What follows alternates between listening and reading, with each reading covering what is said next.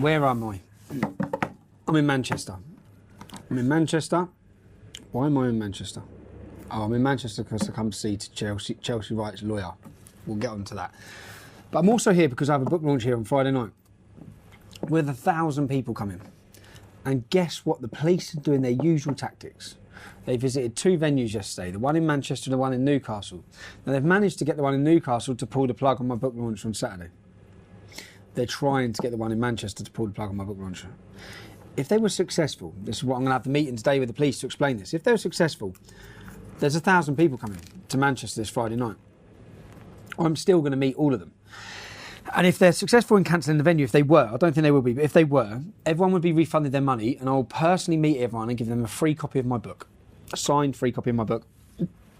It will just be in Manchester City Centre. I'm staying in the Britannia Hotel, which in its day would have been a great hotel, but does a shit breakfast. Terrible breakfast. Anyway, let's have a butcher's at the paper, shall we? I didn't get the papers. Oliver got the papers. Double trouble there. Double blurring out. Barry Shearman has claimed better educated people voted to remain. Better educated people, middle class, want low wages. Okay? They benefit from immigration. Working class people are affected by immigration.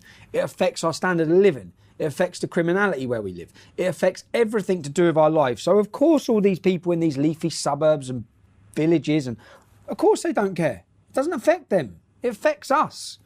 So, Mr. Shearman, you're a prick. Trump's tran ban blocked. So, Donald Trump tried to ban transgenders from joining the military.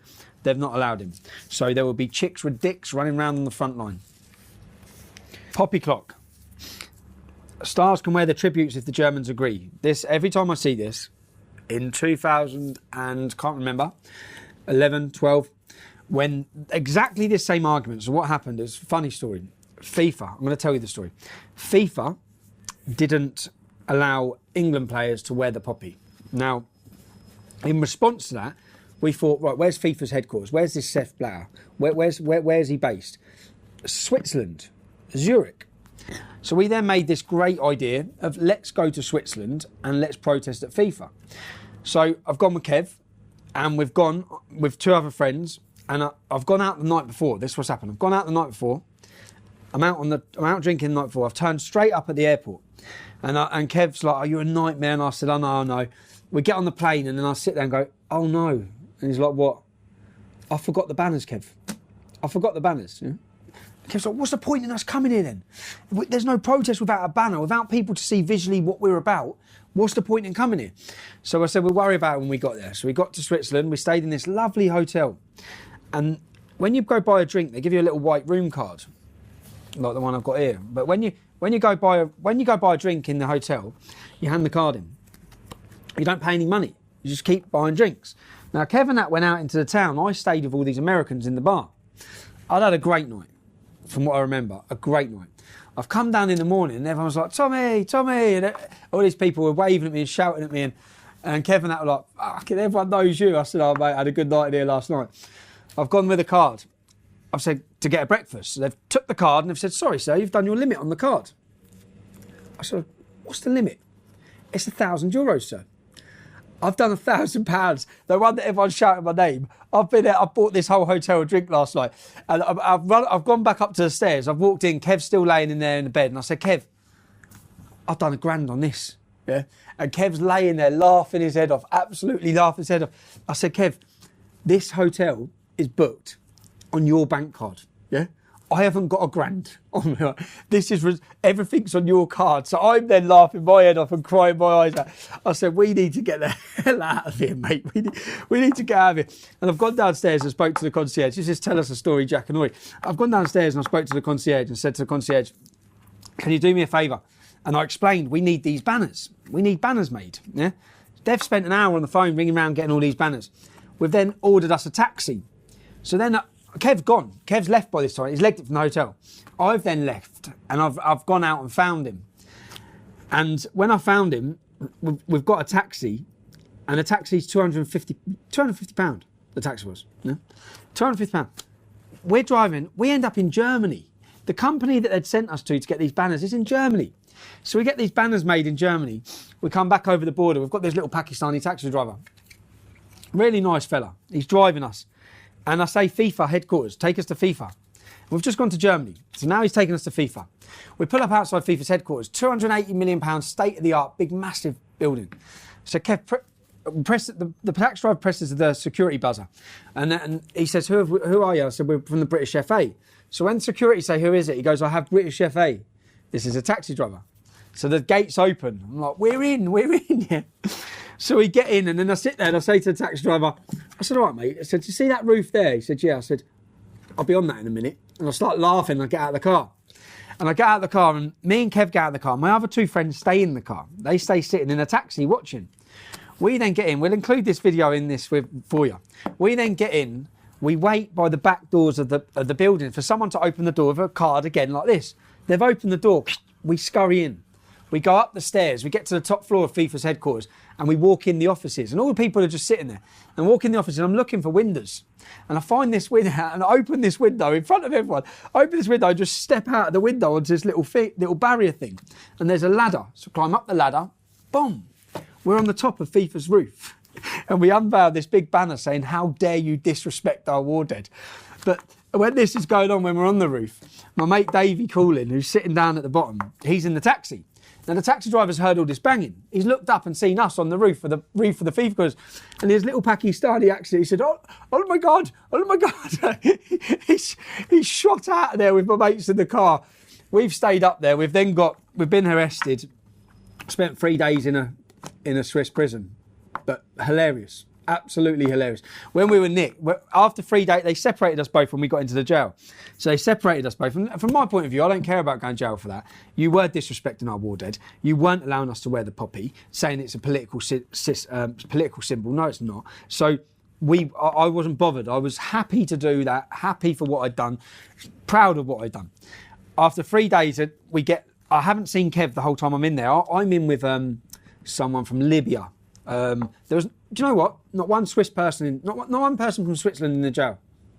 That's their prisons. No Swiss people. All foreigners. And then on the third day of getting out, I walk out and I say, I get reunited with Kev. We go to court, but I get reunited with Kev. And I'm laughing my head off. I said, oh, that was brilliant, wasn't it, Kev? Absolutely brilliant. And he was like, brilliant? Are you fucking mad? He said, I haven't slept in 3 days. I've been sharing a room with an Eritrean and a Somalian.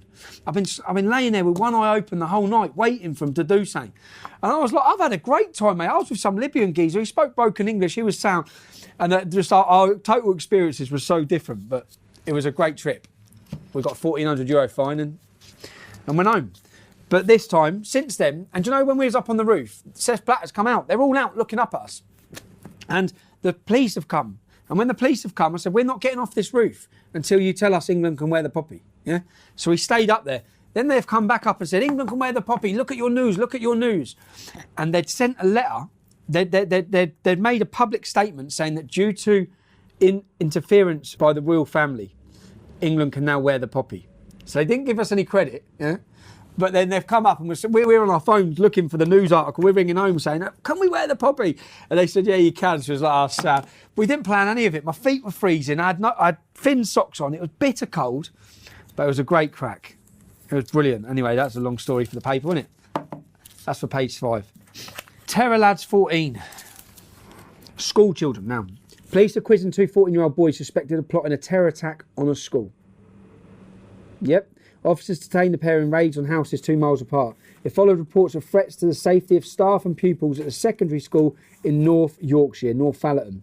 Locals said police had told them they were looking at street view grabs on computers seized during their searches. Both boys were arrested as part of an ongoing police-led investigation on suspicion of preparing an act of terrorism. These 2 school kids, 14 years old, were going to commit terrorism at school. This is where we're at now, 14 years old. And of course, their mum and dads would say, oh, they were lovely, lovely, lovely children. This is all, yeah. A jihadi plotting a lone wolf terror. This is another terrorist attack. This is just the UK, of course. A jihadi plotting a lone wolf terror attack got bomb-making advice from a pharmacist he met on singlemuslim.com. Sorry. They swapped Islamic State execution videos. God, that really, that rivals Tinder, doesn't it? Puts Tinder to shame. After they looked up, she advertised for a partner who fears Allah before anything else. Who the fuck is scared of some imaginary God? Who gets scared of that shit? These weirdos are scared. Fear Allah. Yeah, terrified, mate. And I want someone who can teach me new things. I'll teach you some new things, love. Mohammed of Derby, and some slag from Willesden, North London, deny preparing acts of terrorism. So they've gone on, they've met each other on the Muslim equivalent of Tinder, and rather than decide to meet in a hotel and get it on, they've decided to, what shall we blow up? How Islamic of them. What day is it today? Monday. Luton lost 3-0. 3-0, man. At home to Coventry. Gutted. We're top of the league as well. We were top of the league. But anyway, I thank you for taking the time to read one newspaper. We've only done the Daily Star. We only needed to do it, wasn't it? There's so much to talk about.